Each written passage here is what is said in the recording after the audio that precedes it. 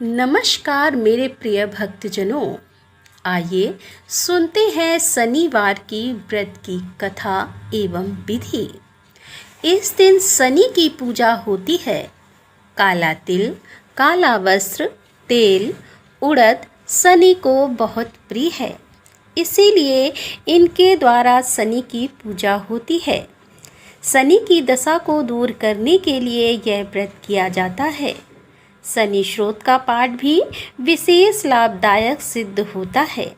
कथा एक समय सूर्य, चंद्रमा, मंगल, बुध, बृहस्पति, शुक्र, शनि, राहु और केतु इन ग्रहों में आपस में झगड़ा हो गया कि हम में सबसे बड़ा कौन है।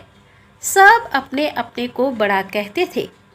जब आपस में कोई निश्चय ना हो सका तो सब के सब आपस में झगड़ते हुए इंद्र के पास गए और कहने लगे कि आप सब देवताओं के राजा हो, इसीलिए हमारा न्याय करके बतलाओ कि हम सब 9 ग्रहों में सबसे बड़ा कौन है। तब राजा इंद्र इनका प्रश्न सुनकर घबरा गए और कहने लगे कि मुझ में यह सामर्थ्य नहीं है जो किसी को बड़ा या छोटा बतलाऊं। मैं अपने मुख से कुछ नहीं कह सकता। हाँ, एक उपाय हो सकता है। इस समय पृथ्वी पर राजा विक्रमादित्य दूसरों के दुख का निवारण करने वाला है, इसीलिए तुम सब मिलकर उन्हीं के पास जाओ, वही तुम्हारे दुखों का निवारण करेंगे। ऐसा वचन सुनकर सभी ग्रह देवता चलकर भूलोक में राजा विक्रमादित्य की सभा में जाकर उपस्थित हुए और अपना प्रश्न राजा के सामने रखा। राजा उनकी बात सुनकर बड़ी चिंता में पड़ गए कि मैं अपने मुख से किसको बड़ा और किसको छोटा बतलाऊं। जिसको छोटा बतलाऊंगा वही क्रोध करेगा, परंतु उनका झगड़ा निपटाने के लिए एक उपाय सोचा कि सोना, चांदी, कांसा, पीतल, सीसा, रांगा, जस्ता, अभ्रक और लोहा 9 धातुओं के 9 आसन बनवाए। अब आसनों को क्रम से जैसे सोना सबसे पहले और लोहा सबसे पीछे बिछाए गए। इसके पश्चात राजा ने सब ग्रहों से कहा कि आप सब अपने अपने सिंहासन पर बैठिए। जिसका आसन सबसे आगे है वह सबसे बड़े और जिसका आसन सबसे पीछे है वह सबसे छोटा जानिए।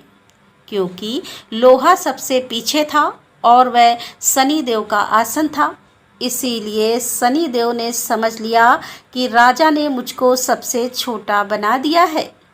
इस पर शनि को बड़ा क्रोध आया और कहा कि राजा, तू मेरे पराक्रम को नहीं जानता। सूर्य एक राशि पर 1 महीना, चंद्रमा 2.25 महीना 2 दिन मंगल, 1.5 महीना बृहस्पति और 13 महीने बुध और शुक्र 1 महीने, परंतु मैं एक राशि पर 2.5 अथवा 7 साल तक रहता हूँ।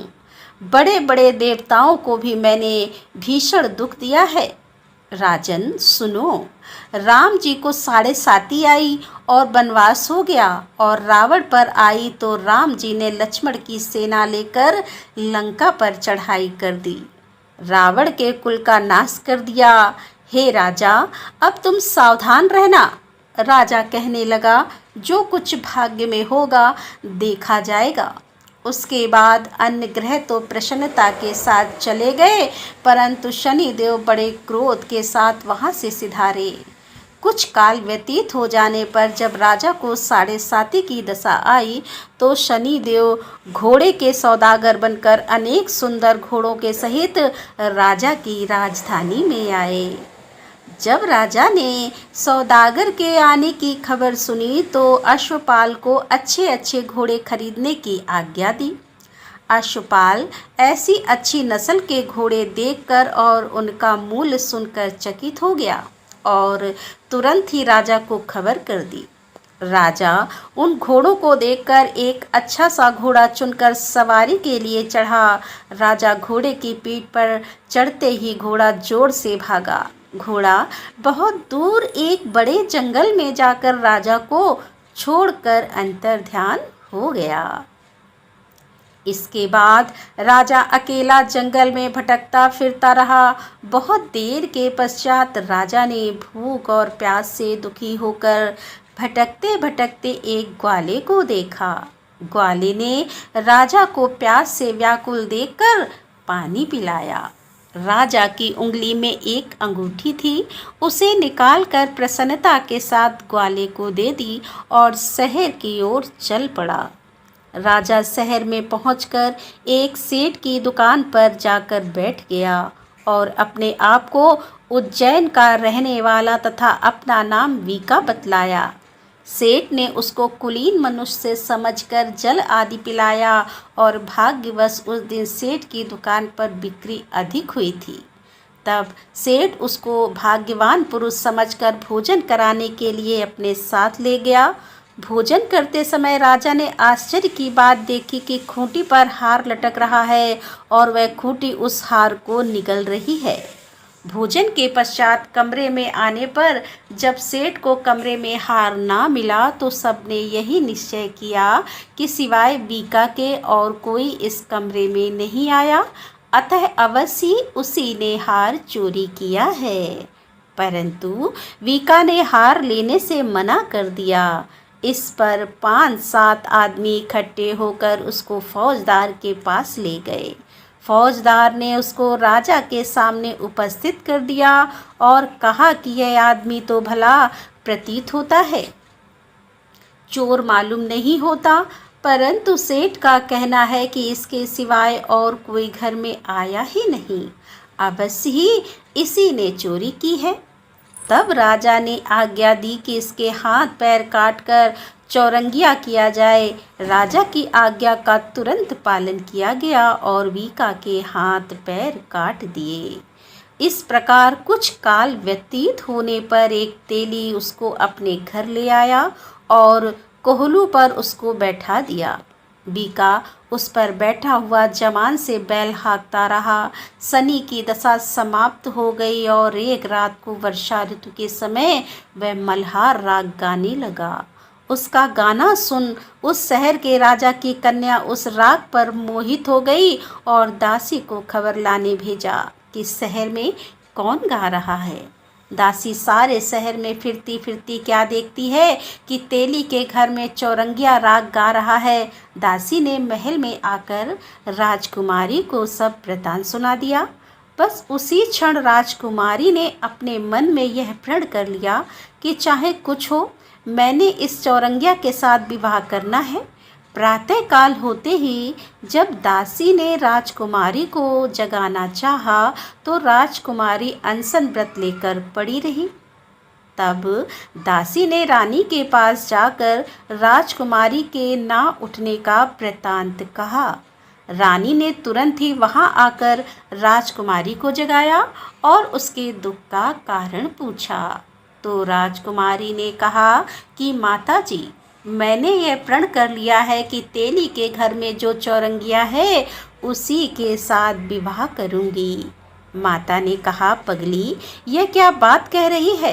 तुझको किसी देश के राजा के साथ परणाया जाएगा। कन्या कहने लगी कि माताजी, मैं अपना प्रण कभी नहीं तोड़ूंगी।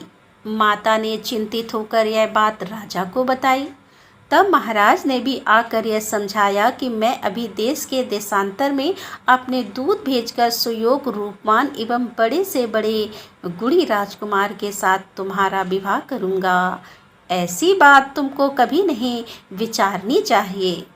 कन्या ने कहा, पिताजी, मैं अपने प्राण त्याग दूंगी, परंतु दूसरे से विवाह नहीं करूंगी।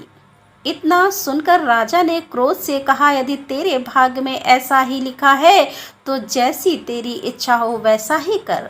राजा ने तेली को बुलाकर कहा कि तेरे घर में जो चौरंगिया है उसके साथ मैं अपनी कन्या का विवाह करना चाहता हूँ। तेली ने कहा कि यह कैसे हो सकता है? कहाँ आप हमारे राजा और कहाँ मैं एक नीच। परंतु राजा ने कहा कि भाग्य लिखे को कोई नहीं टाल सकता। अपने घर जाकर विवाह की तैयारी करो। राजा ने उसी समय तोरण और वंदनवार लगवाकर अपनी राजकुमारी का विवाह चौरंगिया विक्रमादित्य के साथ कर दिया।